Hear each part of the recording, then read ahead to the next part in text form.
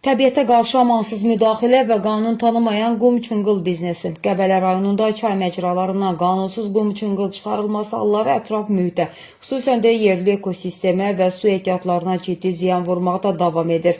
Nəzarətsiz və qanunsuz hasilat çay məcralarının həddindən artıq dərinləşməsinə, sahil eroziyasına və ən qorxulusu yeraltı su səviyyəsinin kəskin aşağı düşməsinə səbəb olur. Ekoloji terrorun ən bariz nümunələrindən biri hazırda Qəbələ rayonunun Savalan kəndi ərazisində yaşanır. Burada qanunsuz olaraq qum-çınqıl çıxarılır, çayın təbii məcrası şəxsi maraqlar naminə dəyişdirilir.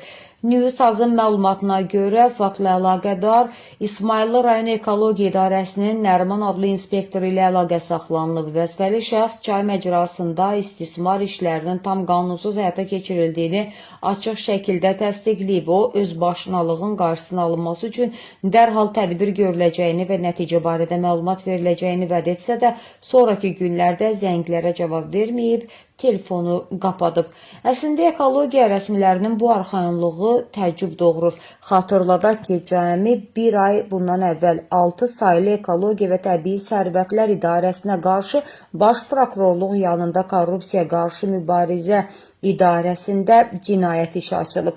İsmayıllı və Qəbələ icra hakimiyyətlərinin rəsmi şikayəti əsasında başlanan bu araşdırmalardan sonra şikayətlərin çoxluğu səbəbindən idarə rəisi Xəzər Vəliyev tutduğu vəzifədən uzaqlaşdırılıb.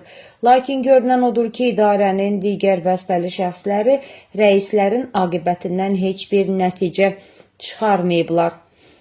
Hüquqşünaslar qeyd edirlər ki, Savalan kəndində qeydə alınan bu fakt sıradan bir qayda pozuntusu deyil. Sözgedən əmələ görə Cinayət Məcəlləsinin torpaq üzərində mülkiyyət, istifadə və ya icarə hüququnu pozma, yerin təkinin qorunması və istifadəsi qaydalarını pozma, vəzifə səlahiyyətlərindən sui-istifadə maddələri üzrə dərhal cinayət işi açılmalıdır.